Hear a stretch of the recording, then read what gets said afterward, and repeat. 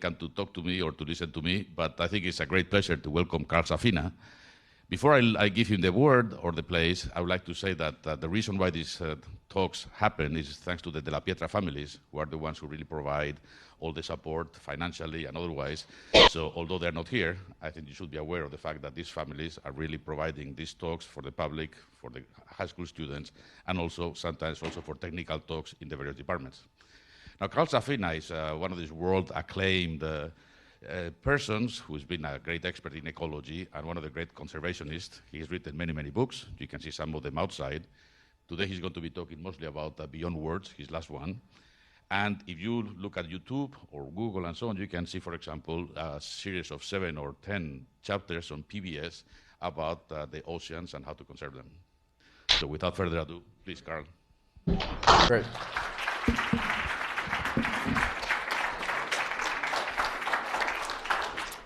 Okay, thank you very much. Well, good morning, everybody. How's everybody doing? Good? Okay, good. I'd like to see a few thumbs up. That's very good. So you guys are all from more or less the local high schools in the area, right? Maybe within 5 or 10 miles or something like that? I'm not sure exactly which schools are here. Which schools are here? Okay, so as far east as Shoreham and as far west as Smithtown. Anybody west of Smithtown? Kings Park. Okay, great. Well, I graduated from Syosset, so I remember very well, actually all too well, what it's like to be in high school on Long Island. I'm glad I'm not in high school on Long Island anymore, but I do still live on Long Island because I kind of like it here. There's a lot to like in some ways. I'll just wait till everybody gets... We were waiting for, huh? Good. Okay.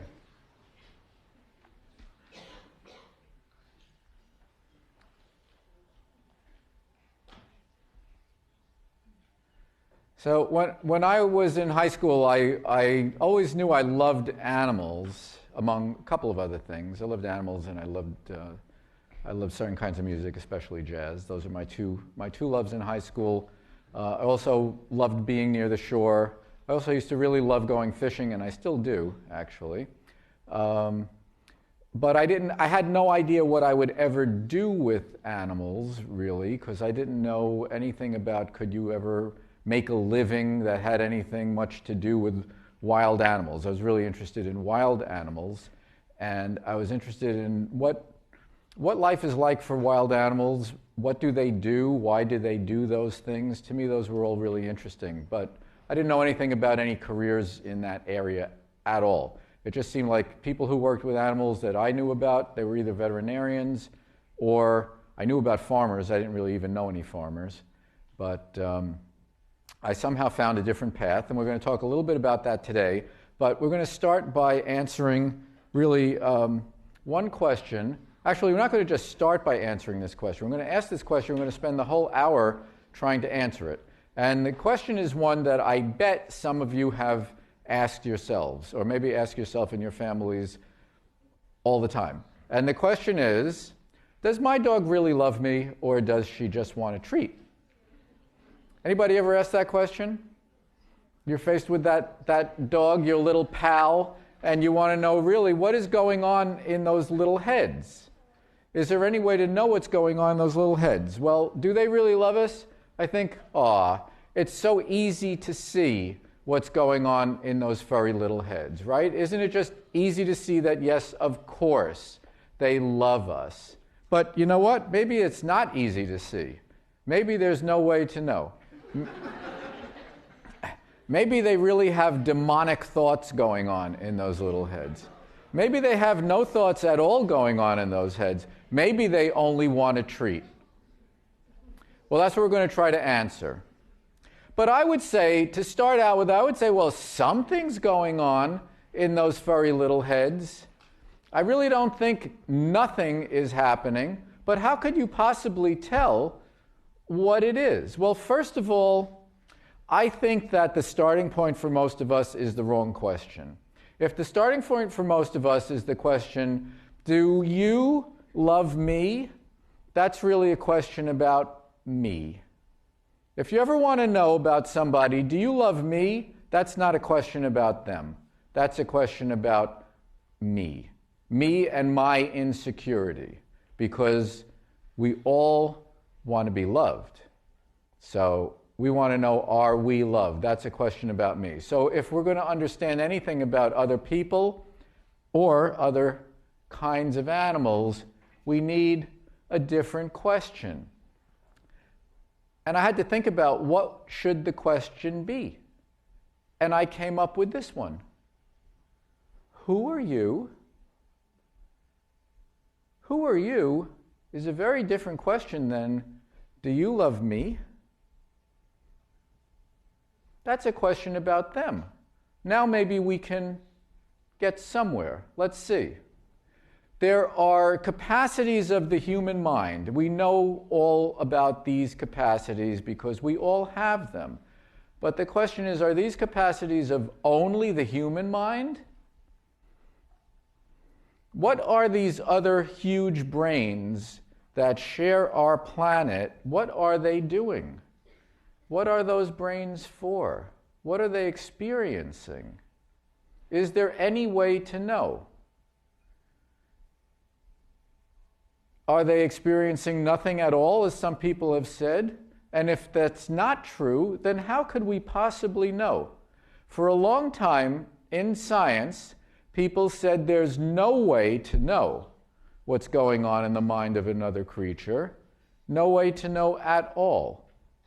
And so it's not a scientific question. But those times have changed. First of all, I think it always was a scientific question, and I think it is in. And by always, I mean at least in my lifetime.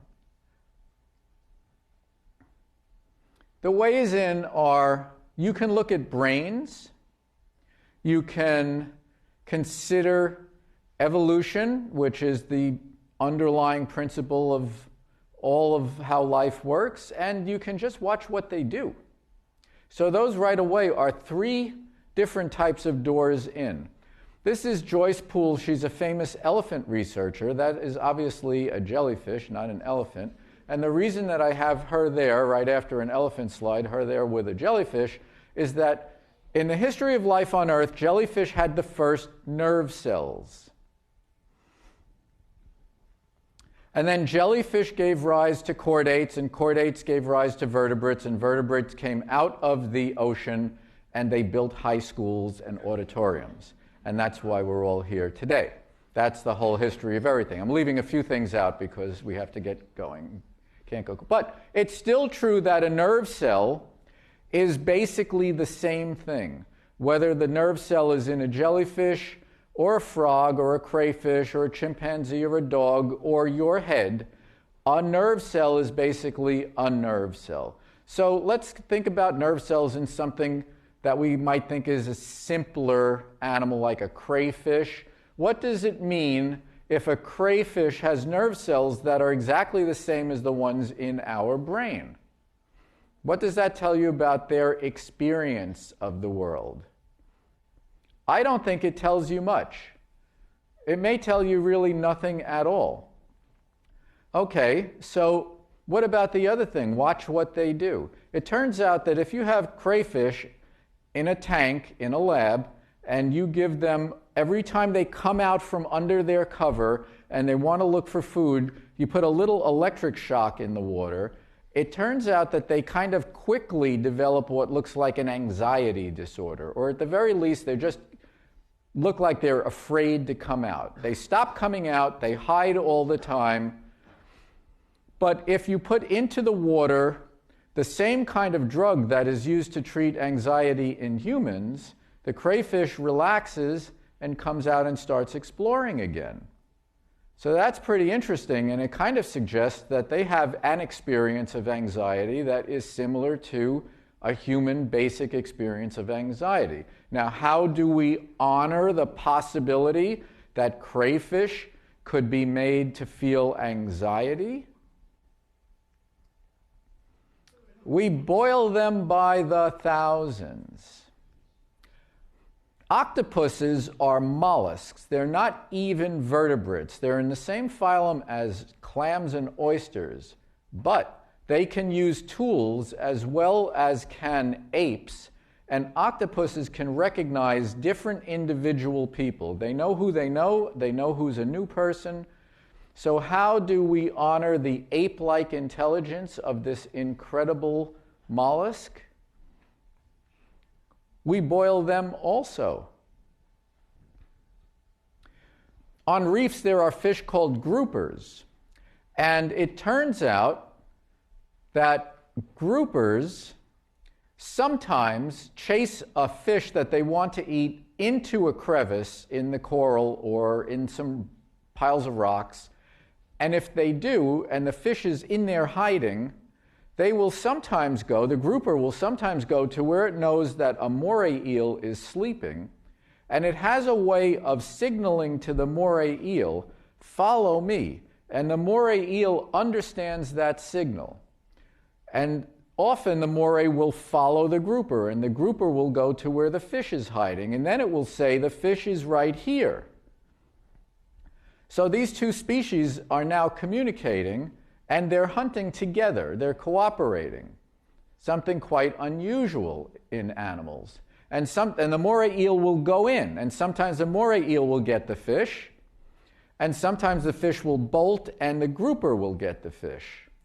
So this partnership does not pay off for both of them every time. It pays off for one of them most times. But it works, and it's probably been going on for a long time, probably millions of years, but people have only known about it for about 15 years. And when I say people, I mean only a very few people who honor this incredible, ancient, cooperative interspecies partnership.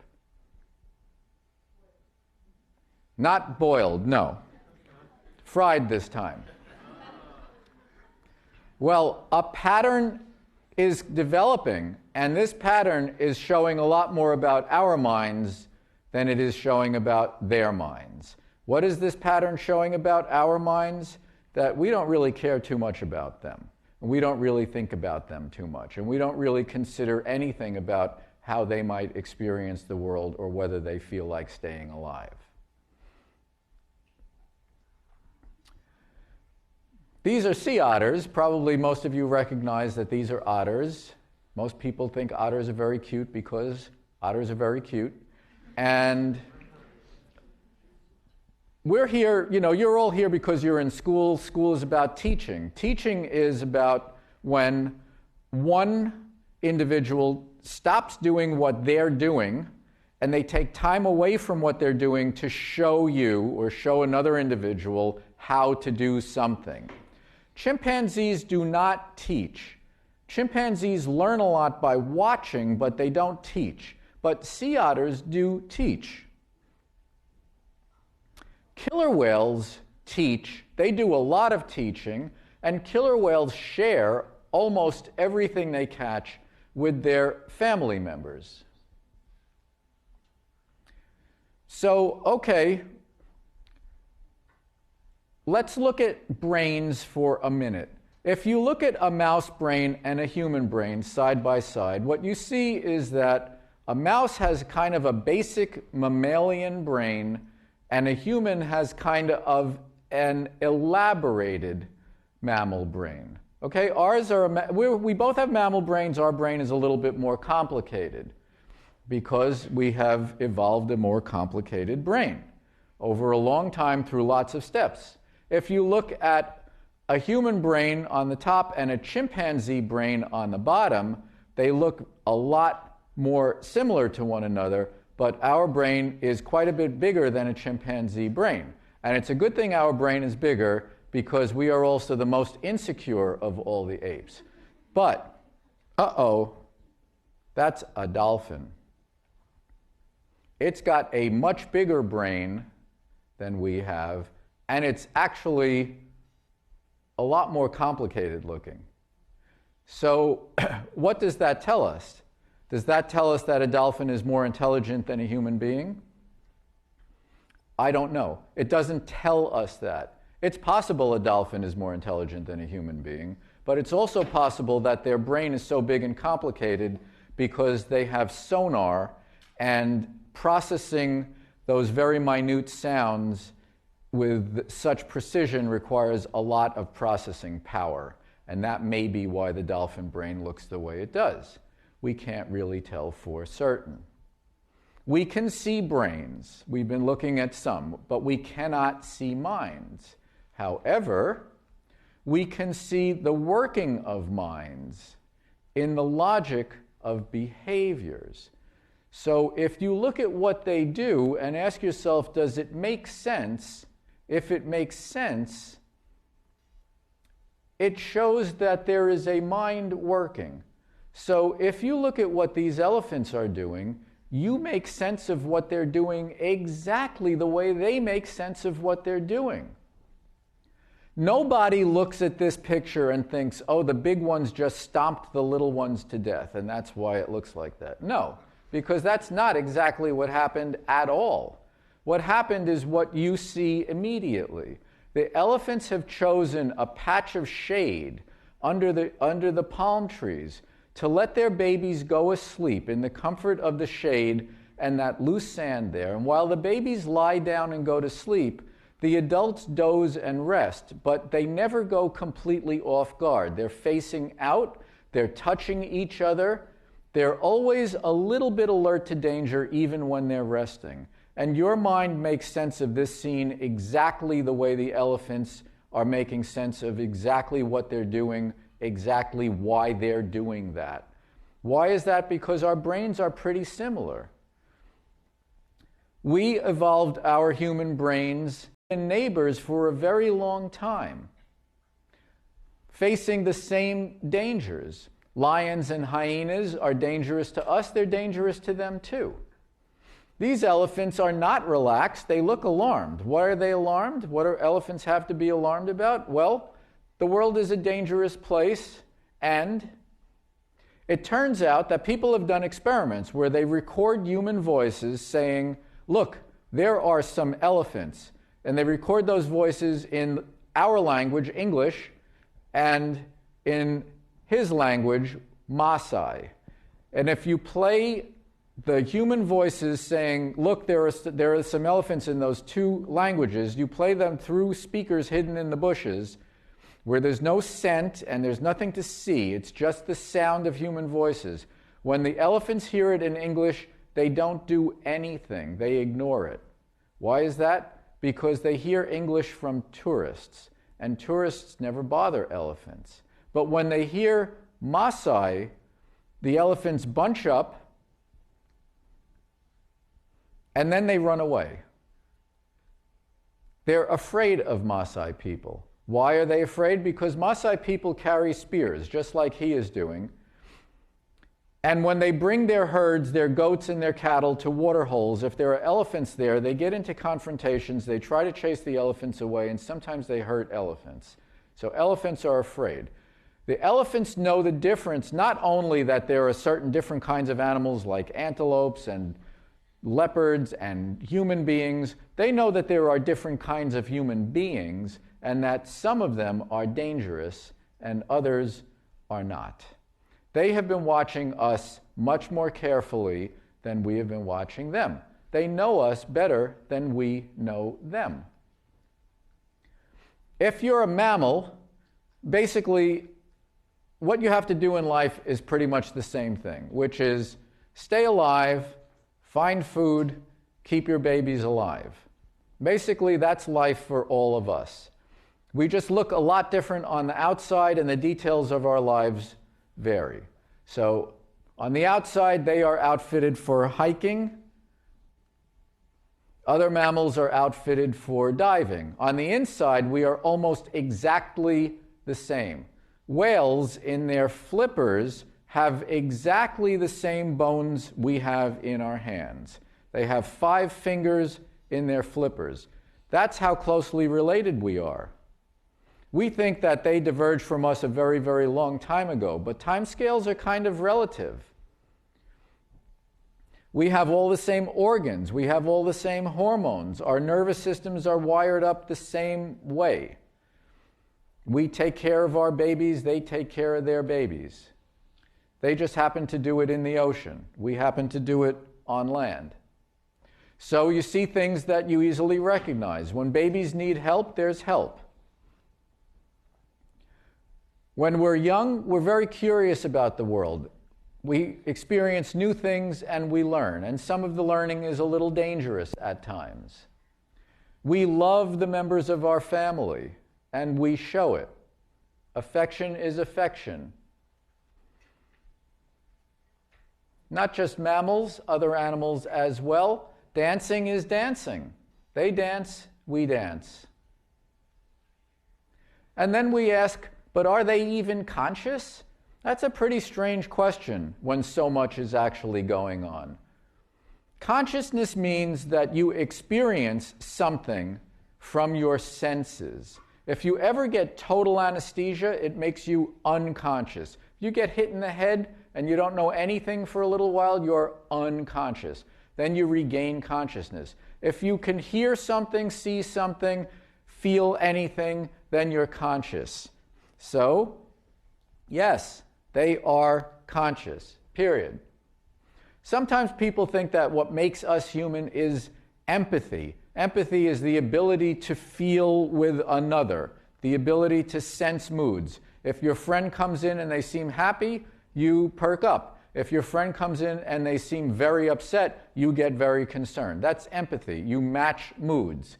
It turns out that empathy is not just a human thing. Any animal that lives in groups needs empathy, because when it's time to hurry up, you better hurry up now, immediately, quick.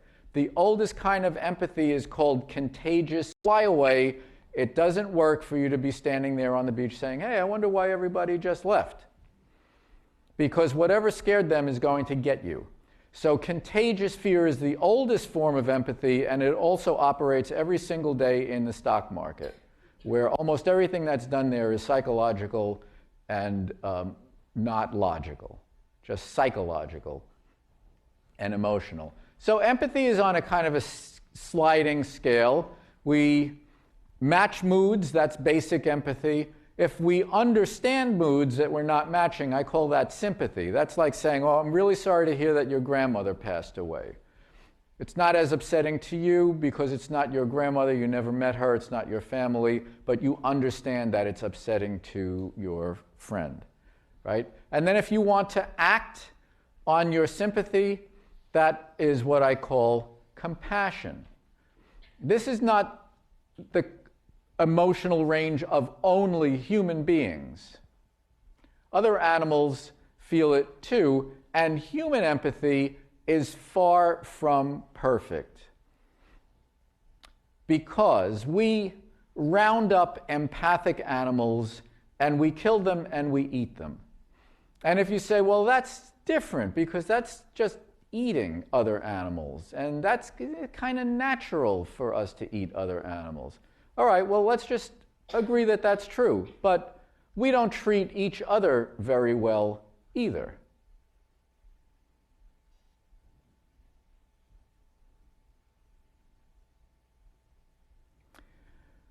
Does anybody know this word, anthropomorphism? Anybody know it? Just raise your hand if you know it. I'm not going to ask you any questions about it. Okay, a couple of you, several of you, more than several of you have heard this word. Many people, it seems to me, if you know one thing about animal behavior, you've been taught that you must never do this. Anthropomorphism means you attribute human emotions to non-humans. You must never say that a non-human is happy or sad or angry or fearful. But why? Why? When it's so obvious that they so often are.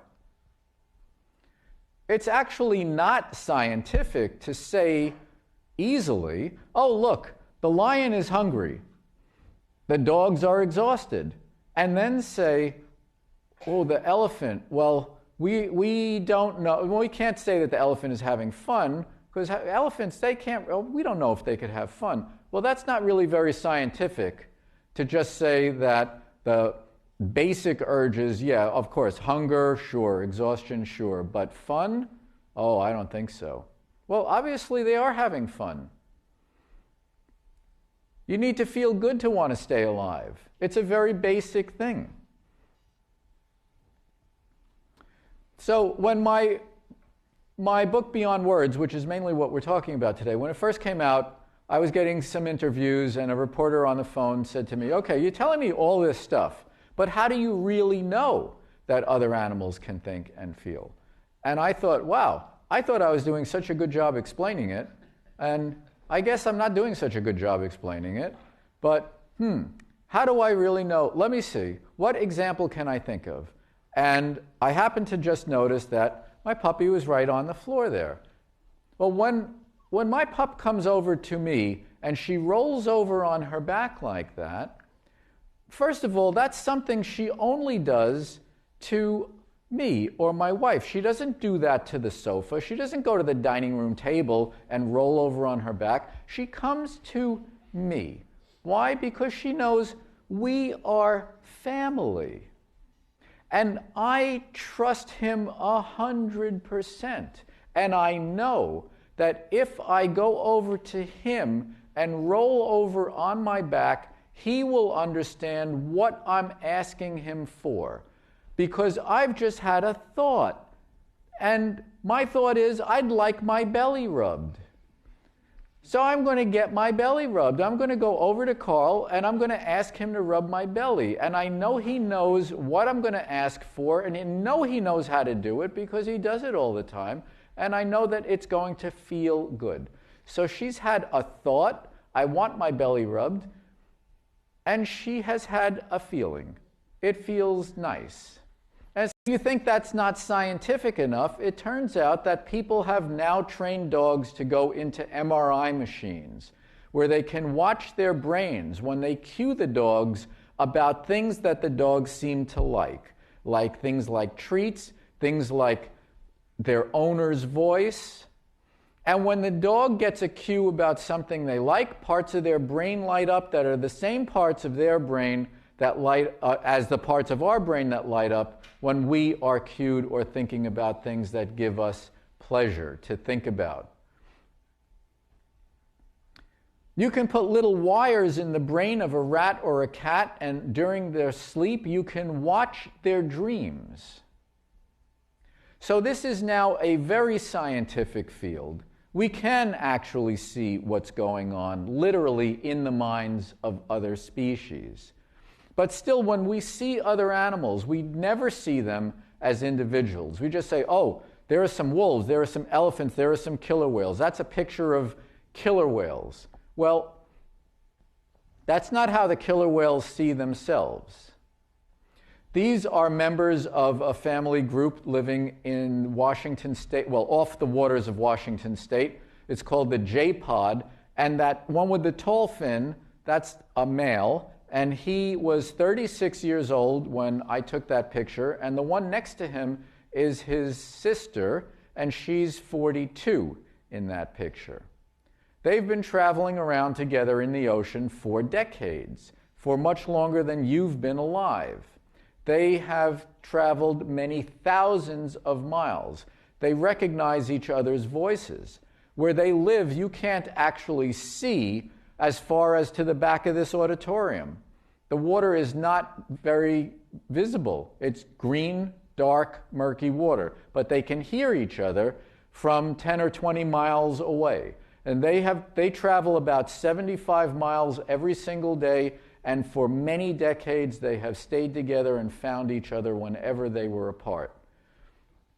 They know exactly who they are, they know exactly where they are, they know exactly what they are doing. In elephant families, if you're a girl born into an elephant family, you will always stay in that family with your mother, your aunts, your sisters, but your brother, when he gets to be about 15 years old, he will leave. Male elephants leave their families when they're about 15. This is an elephant named Philo in a reserve in Kenya, and he had just left his family a few months earlier. He was starting to live independently, going back and visiting his family every now and then, but mostly off on his own and palling around with adult males. So that's Philo, and that's Philo 4 days later. Why do we do things like this? to them? We all know that humans are capable of feeling grief. What we don't like to admit is that we are capable of generating an unbelievable amount of it.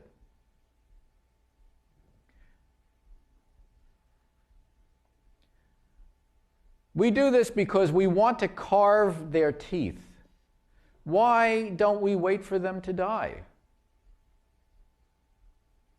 Then it wouldn't be a problem at all. And the teeth would be bigger.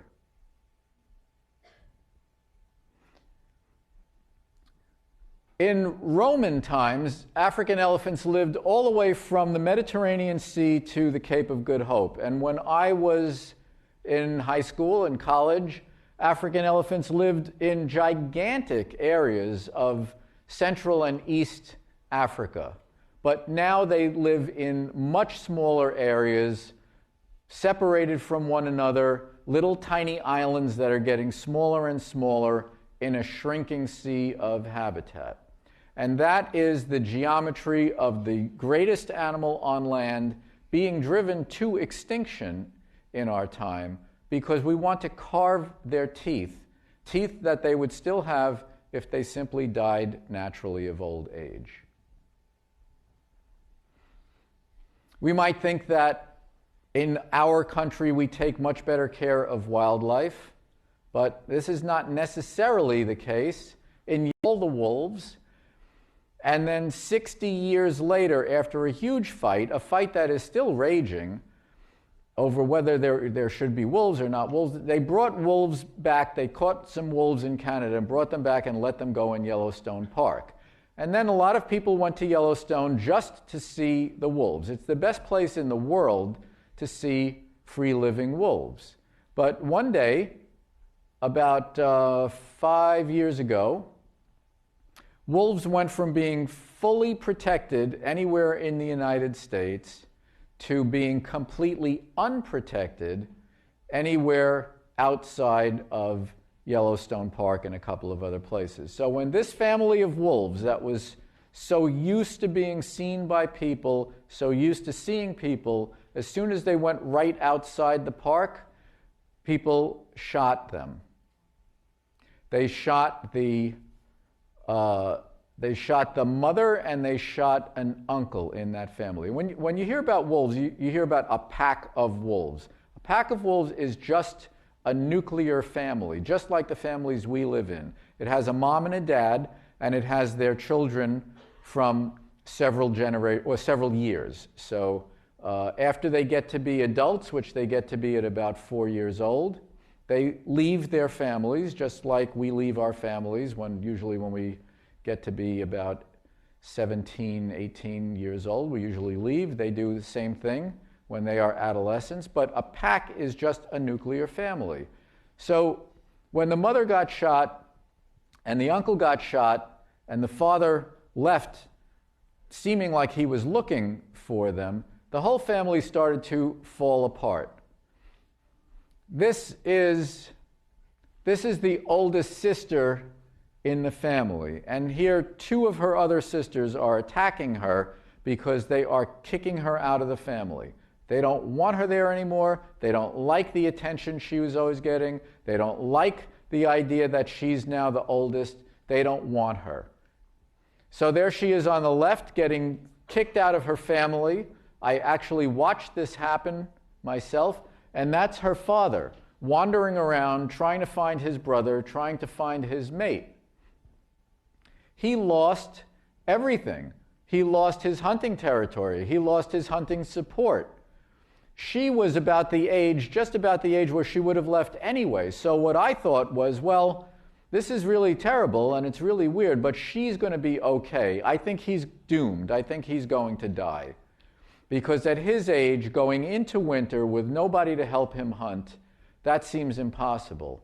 But what happened was, a few months later, she was shot. She was starving outside somebody's chicken coop.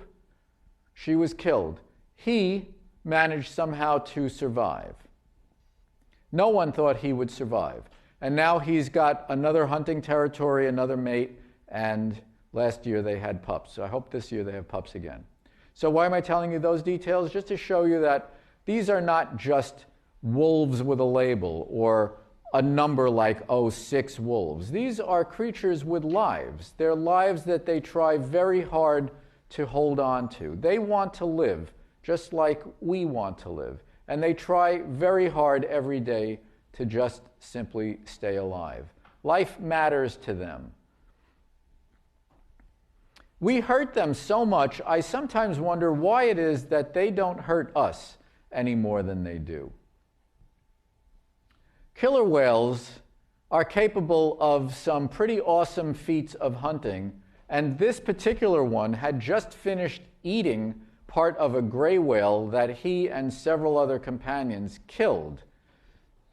But those people in that boat have absolutely nothing to be afraid of, even though he's physically capable of knocking the boat upside down and eating all of them, because killer whales have never hurt a person out in the wild. That guy, he is very well known. His name is T-22, and he just finished tearing a seal into 3 pieces with 2 of his buddies. I watched them do that.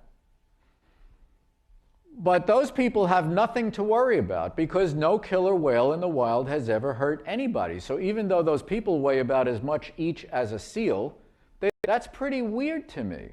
Why is it that they eat seals and they never bother people? Why is it that you can trust them around our toddlers and they don't hold any grudges about the way that they've been treated? 2 scientists that I know have stories about being lost in the fog when they were following killer whales, studying them, and then the killer whales came back to the boat. After swimming away in the fog, they came back to the boat. The people in the boat, the scientists decided, all right, well, let's just follow the killer whales. That's what we're here to do anyway. And they followed them for 10 or 15 miles, and when they came out of the fog, their house was on the shoreline, and the whales left. The whales led them to their house. That's really bizarre. In the Bahamas, there are these dolphins called spotted dolphins, and there's a woman named Denise Herzing, a scientist, who goes and studies them. She knows them very, very well. She would be able to tell you at a glance who these 2 are and what their relationship to one another is, whether one is a mother or a child or a cousin or an aunt. She would know that at a glance. She knows them very well. One day she went down to see the dolphins again. They were going to stay there for a few days. And they found the dolphins. The dolphins would not come to the boat. Now, normally the dolphins come right to the boat. They recognize the boat. They recognize her voice. They come right over. They ride the bow. The people get in the water and they start doing their research on them. But this one day, the dolphins were there. They could see the boat. The people could see the dolphins, and the dolphins would not come to the boat. And she said, wow, what is wrong with the dolphins? And suddenly somebody came up from below and told her that somebody on the boat had just died during a nap in his bunk. Now, how could the dolphins possibly know that one of the human hearts had stopped? And why would it spook them? Well, all of these things are really quite mysterious, and I don't know what they mean. I don't have the answers or the explanations at all. To me, they're really very mysterious. But I do know what it implies. And what it implies is that there is much, much more going on in the minds who share the planet with us than our minds ever think about. There's a lot going on, and we just don't ever think about it. We don't consider it. We don't know them, even though they share the world with us. In an aquarium in South Africa, there was a little baby bottlenose dolphin. She was a tiny infant, still nursing from her mother, and one of the aquarium keepers was on a break, and he was outside their tank looking through a window, and he was smoking a cigarette. And the little baby, Dolly, came over to the window and looked at him. Then she went over to her mother, and she nursed for a few moments. She went back to the window, and she released all the milk, and it enveloped her head like a cloud of smoke. Somehow this nursing age infant bottlenose dolphin had an idea: I'm going to use milk to mimic whatever that guy is doing out there. And when humans use one thing to represent something else, we call that art. The things that we tell ourselves make us human are not the things that make us human. I think what makes us human is not that we are different, completely different in some or many ways from any other animals. What I think makes us human is that we are the most extreme. We are the most creative. And we are also the most destructive. And we are the most compassionate. And we are also the cruelest animals ever to live on Earth. And we are all of those things all rolled into one. We are the extreme animal. We are not, though, the only ones who love our babies or our parents or our mates or our children.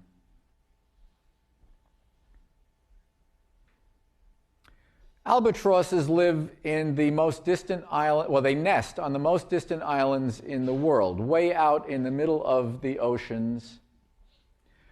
These are on an island called Laysan Island. It's halfway between California and Japan, and that's what it looks like. We don't even know they're there, but boy, they know about us because they live in our junk. And when they fly out on the ocean, they may go for a month to bring back one meal for their chick who is waiting.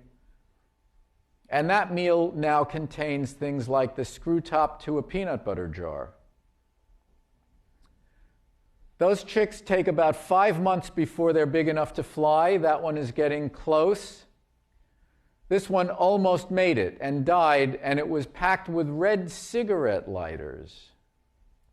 This is not the relationship we are supposed to have with the world. But it is the one we really do have. It's not just me saying so. You can see it yourself. And yet, when we are expecting new human life, we paint animals on the nursery walls. We don't paint computers and cell phones. We don't paint work cubicles. We paint animals. Why do we do that? Because we have a wish. Our parents have a wish for us. They're not even, I think, even aware of what that wish is. It's so deep. But they paint animals because the deep wish is, welcome to this beautiful living world. We are not alone here. We have company. And yet, every one of those animals in those paintings, every animal in any painting you'll see of Noah's Ark, deemed worthy of salvation by the Creator, every one of those animals is endangered now. They may cease to exist forever because their flood is us. So we started with a question. The question was, do they love us?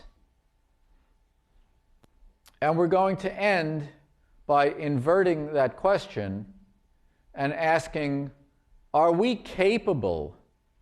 Do we have the intellectual and emotional bandwidth and capability to simply let them exist on the only living planet we are aware of?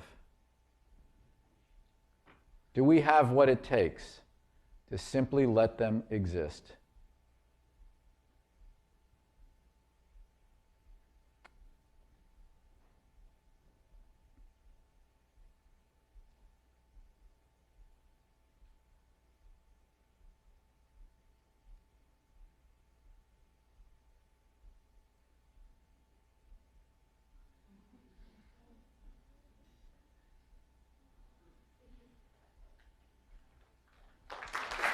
Thank you very much.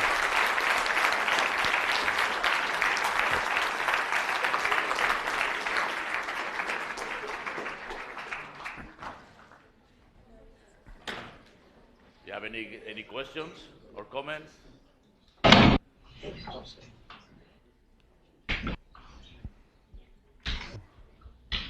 Now's the time. Any questions, any comments? You're the microphone?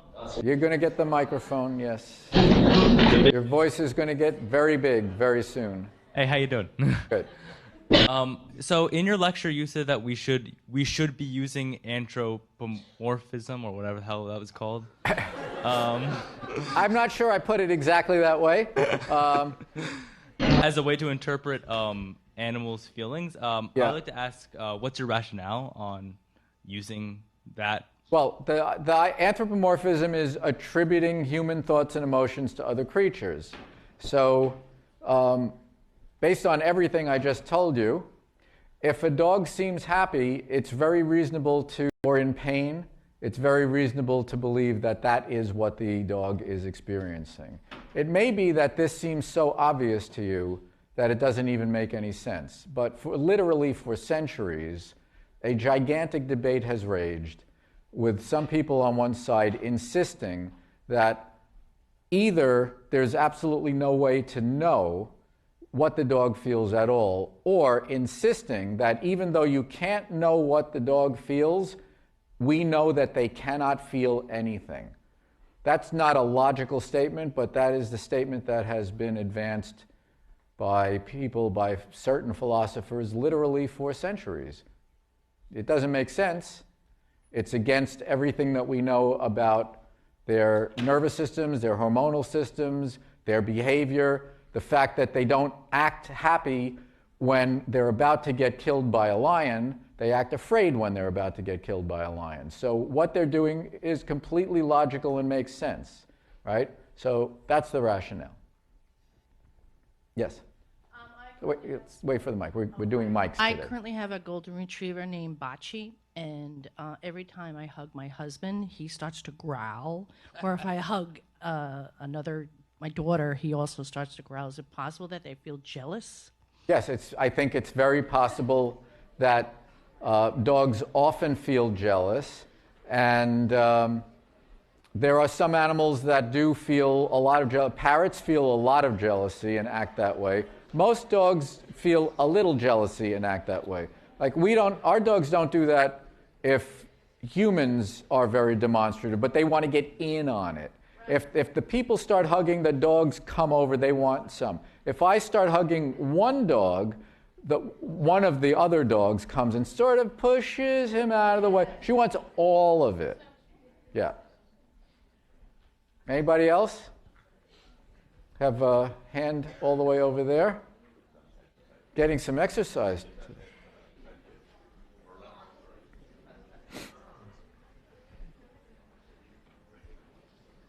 Based on your beliefs, are you vegan? Good question. Well,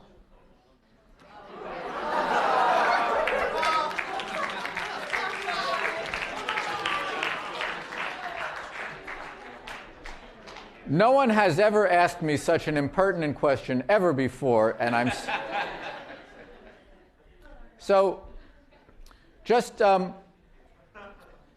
directly to your question, I am not vegan. I'm not vegan, actually, but here's what I eat.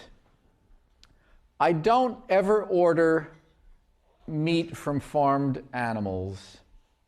And the reason I don't is not because I think that the worst thing in the world is to kill something, because everything dies.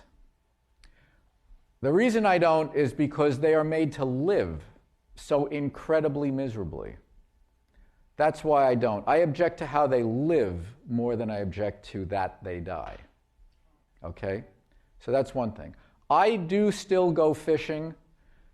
Fish are animals. I kill those fish and I do eat them. And part of that reason is that I like the idea of taking responsibility for my own food, knowing what it is, creating it for myself, having food that has a story that I'm connected to.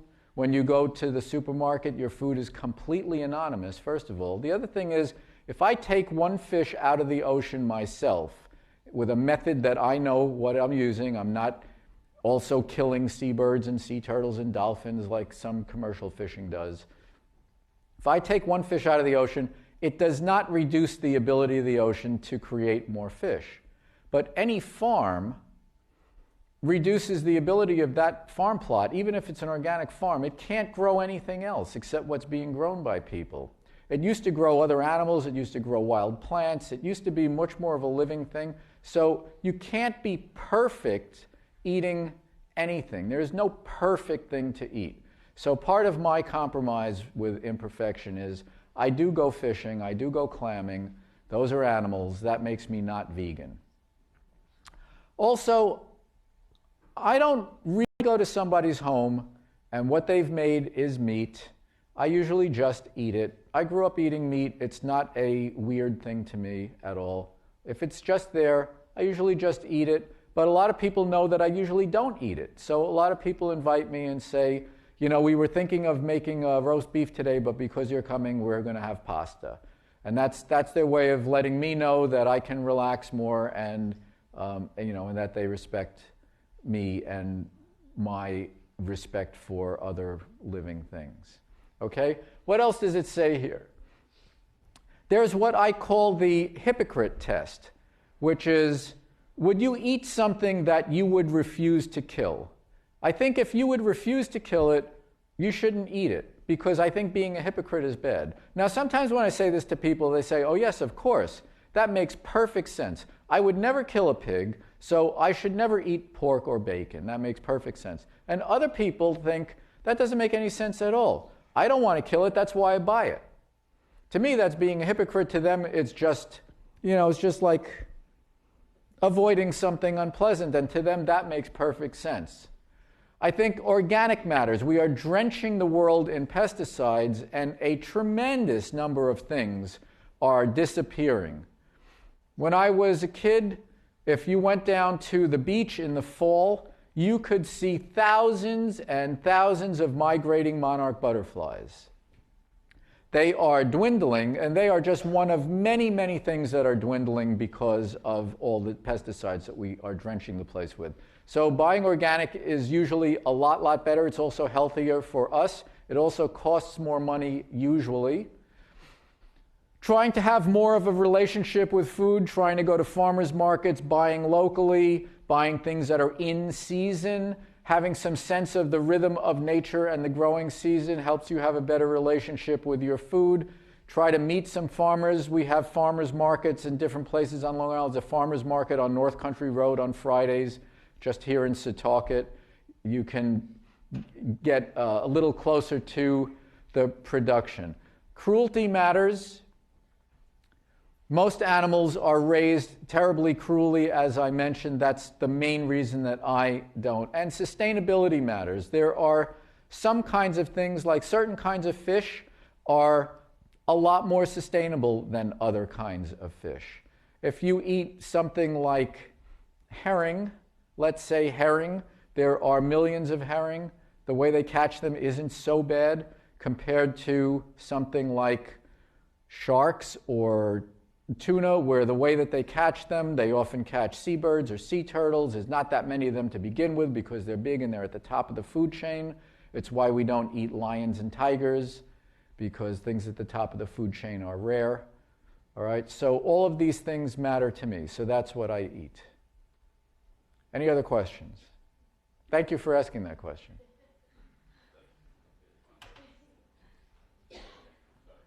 Do you know why humans evolved to have such extreme psychology compared to other animals? Why did humans evolve to have such extreme psychology compared to other animals? That's a deep and very interesting question. And I think, in a way, I think the answer is not quite that humans evolved to be this way. It's that evolution is a process, and we are still very much in process. Just last month, I went to, for another book I'm writing, I went to Uganda, and I spent 3 weeks going out and observing wild chimpanzees every day. And you can see certain things in chimpanzees that are really quite reminiscent of things with people. One thing is their emotions get out of control with them. They don't have very good dampening mechanisms, and sometimes the violence kind of revs up and they get into fights over nothing, and we do the same thing. Unfortunately, our ability to fight has gotten extremely mechanized because we are by far the best tool makers and tool users in the world. Chimpanzees make tools, very, very, very simple ones. And we industrialize, and we've industrialized everything. We've industrialized violence, we've industrialized killing. So I think we are very, very much a work in progress, and we're not improving. In fact, I think they're getting worse. So I think that's why I think the roots to our extremity lie somewhere in there. Yes. Hi. So humans think in their own native language. Is there a way to find out what language like animals think in? Is there a way to find out what language animals think in? Okay, well, when you say language, you can mean two things by language. You can mean what they communicate, or you can mean something that language is a very specific kind of communication. So the way I'm going to answer you is to say that language is a specific kind of communication. Our language has a complicated vocabulary. It has grammar and syntax, which means that the position of the words changes the meaning. So, for instance, a good example I like to use is a Venetian blind is different from a blind Venetian. And that's because of syntax, okay, and grammar. And most other animals do not have anything like a language like that. Some have an extremely rudimentary form where they have a pretty small vocabulary and almost no syntax. They may have one modifier, and that's it, okay? So there are exceptions to that. Like those chimpanzees I was just with, they have about 60 different gestures that mean specific things. In a way, you could say that's their gestural vocabulary, but they don't have a language. They don't use combinations like we use sign language. American Sign Language, you can really have a conversation with just sign language if you're a human, because humans have a capacity for language that other animals don't have. But other animals communicate lots and lots and lots. Communication just means that there is a sender and a receiver. The sender sends a signal that means something specific, and the receiver can appropriately receive the signal. That's communication. We actually build machines that communicate. They don't even have to be alive to communicate. And in the living world, a tremendous amount of stuff is communicated. Plants communicate lots of things with chemicals. They may not have any conscious experience at all, but they do communicate a lot. Animals communicate lots and lots of stuff. They communicate enough to do some very complicated living and surviving. A lot of what they communicate has to do with, I'm here, it's me, where are you? I'm over here, okay, let's go together. The intentionality of things is often just something that they see and copy. Sometimes I watch my two dogs. If one of them knows that a squirrel has arrived at the bird feeder, he'll perk up in a certain way. The other one is always watching. So the other one suddenly knows, oh, a squirrel's at the bird feeder, let's go. So they moved to the door, and in a flash, it's like up, over there, they're out the door. All of that has been communicated, not with any words, but it's because the signals, the little postures, the changes of attention, the context, the intensity, they're not just looking at them. Suddenly he sees something. They know what's going on. They know it's likely to be a squirrel because that's what's there every day in their world. So a lot is communicated, but probably not with a language. There are a couple of bizarre exceptions to that, and they're very bizarre. The most bizarre thing is that you can train dolphins to understand lots of gestural commands, right? And one of the commands you can train dolphins to do is not to do something specific, but to do something we didn't teach you. That's a command that they can learn. Do something new. And you can do that with 2 dolphins in a pool. The dolphins will go underwater, they'll swim around for a few seconds, and then they'll come shooting out of the water, performing some maneuver, like they both do 3 backflips that they were never taught to do, and how they communicated that to one another and made that little plan, hey, let's do 3 backflips. No one knows how they do that at all. So that's the big exception, is that dolphins and killer whales, which are big dolphins, killer whales are the biggest dolphins, they seem to be able to communicate complicated, very specific things. Other animals, it's mostly a few things, very context. Okay, so anybody else? You're probably all afraid to ask a question because my answers are so long. Thank you so much for being here.